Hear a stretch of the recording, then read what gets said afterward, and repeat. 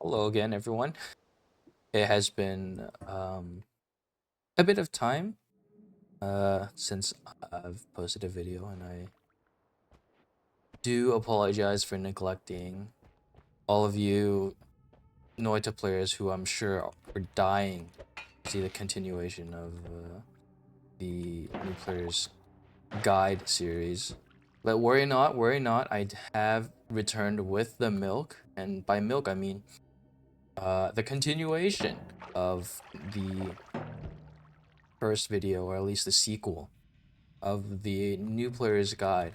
And what today's topic will be about is primarily when to leave the mines, or whatever this first area is. I haven't. Let's go to there and see what pops up. Yeah, okay, so when to leave the mines, and um, how to break out of the Holy Mountain, which are kind of the two main things you should really be thinking about going into. Holy moly. Okay, well, Black Hole is an amazing pickup. This is actually my second take because on my first take I got some pretty crazy loot, and Black Hole was one of them. I felt like, well, that probably isn't gonna happen for a lot of runs, but at this point, I think Noita's trying to tell me something. Let me just grab this heart real quick. Again, we might be on a really crazy seed, but let's play this out some more. And so another thing that I think new players should be aware of, and if you're a new player, I'm talking to you. If you're not a new player, then what are you doing here? But there are two types of kills that occur in Noita that can happen in Noita. One of them are normal kills. Right? The player shoots at an enemy, the enemy's health goes to 0, and then the enemy usually will drop gold. So that was a normal kill right there. Dropped 1 nugget of gold, and then kill that PC gunner again. Another drop of gold. And then there are other kills that are environmental kills, or as you might hear them hear referred to a lot more often, trick kills. And trick kills are when an enemy dies to, I guess, a non, I guess I hesitate to say projectile, because it doesn't have to be a projectile, but from a source that did not originate from the player. So for example, if this Hamas, so there we go, perfect, as if on cue, the Hamas walked into fire and will burn to death. That's a trick kill because I did not fire, I did not cast fire at the enemy. Like, that fire was an environmental kill, and same for this dog right here, it will die. And I don't know if you noticed this, but this dog dropped 2 gold nuggets as opposed to 1. So trick kills drop twice the amount of gold that an enemy would normally drop if you were to kill them.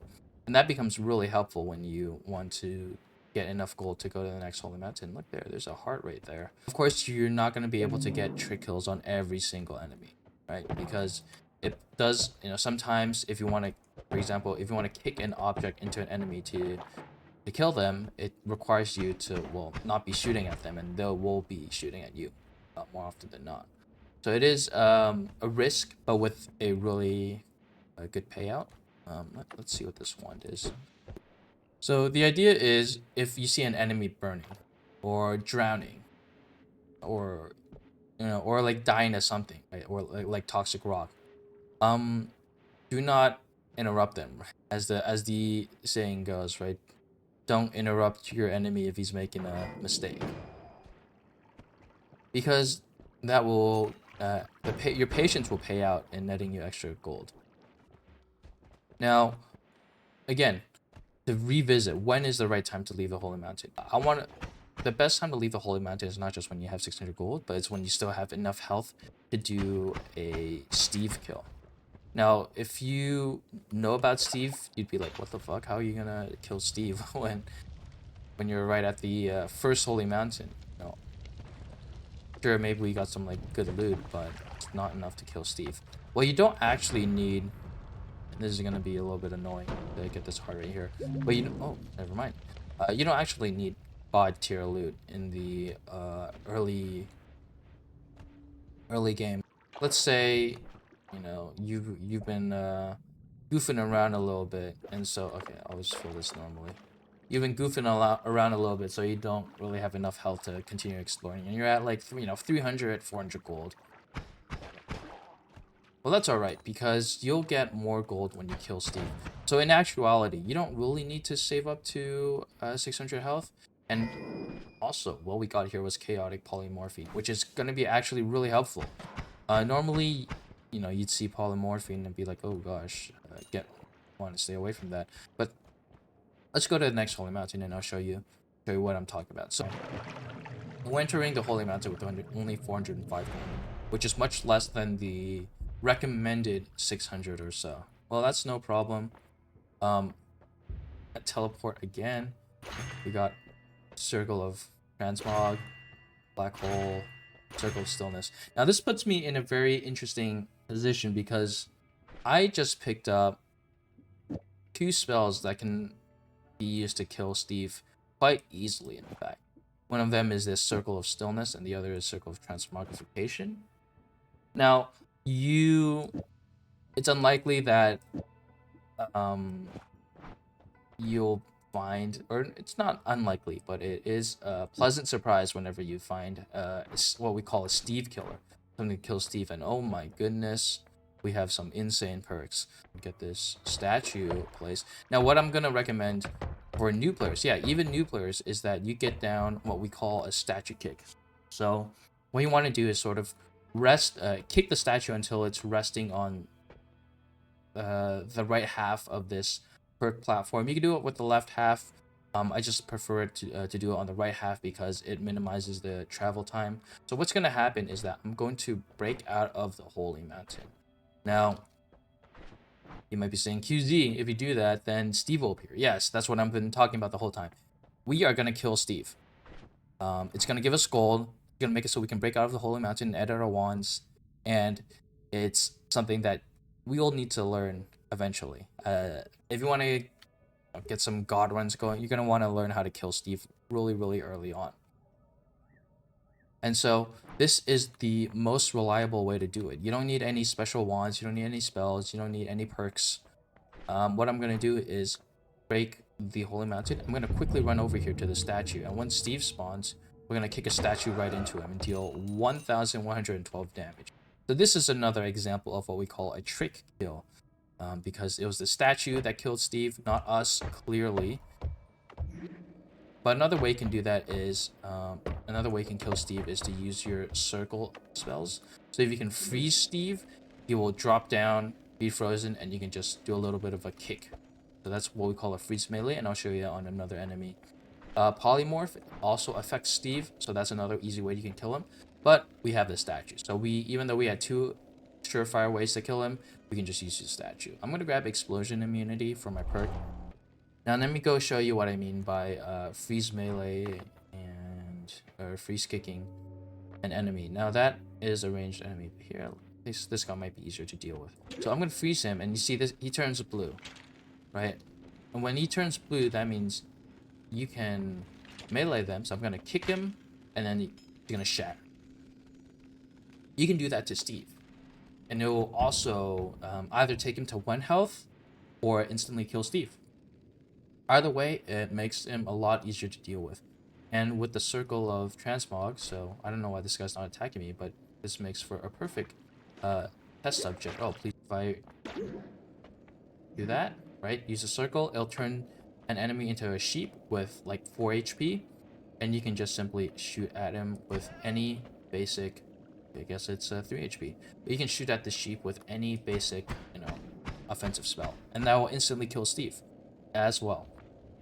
So those are 2 other ways to get rid of Steve. And let's check out what this wand is. But the idea is that you can, if you're able to edit your wands, and you don't have edit wands everywhere, you can come back, get incrementally stronger, come back to the culprits with even stronger, equipment. You can go into more dangerous areas, higher risk, higher reward areas, get stronger, and then repeat and repeat and repeat. So that's for the future. For now, this is sort of the continuation, I guess, of the first part. You know, once you've learned to avoid uh, hazards, once you've gotten used to pouring water over yourself to get rid of stains, get rid of burning effects, get rid of toxic effects, and once you've gotten used to fighting enemies, this is sort of the next thing you want to do. You want to be able to kill Steve, break out of the Holy Mountain, and another way you can do that, I picked up the Chaotic Poly. If you might be wondering, well, why do you want Chaotic Poly? Another way to get out of the Holy Mountain, and let me show you actually first, is with the Teleport Bolt.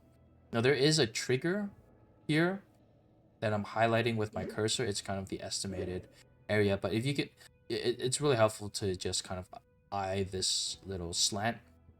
If you can avoid this little box right here, you actually will not collapse the Holy Mountain. Now you can do that with a teleport bolt right there. See, because I teleported across this trigger point, I did not collapse the Holy Mountain. Or if I enter that area as something else besides my own character, as an enemy, right? Right now I look like an enemy. I can walk across here without triggering the Holy Mountain collapse. Now the only danger is that if I turn into a worm, I can accidentally burrow through it, and then I'll get the gods angry, yada yada. But if you have no other alternative, you can do this with normal polymorphine as well. If you turn into a sheep, you can walk across, and you can walk back without collapsing the Holy Mountain.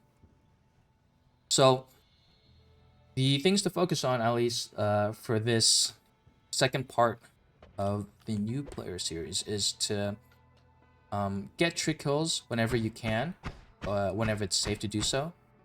Don't worry too much about getting a ton of gold before entering the next Holy Mountain, because really what you want to worry about is learning how to kill Steve with a statue. Anyways, that's it for now.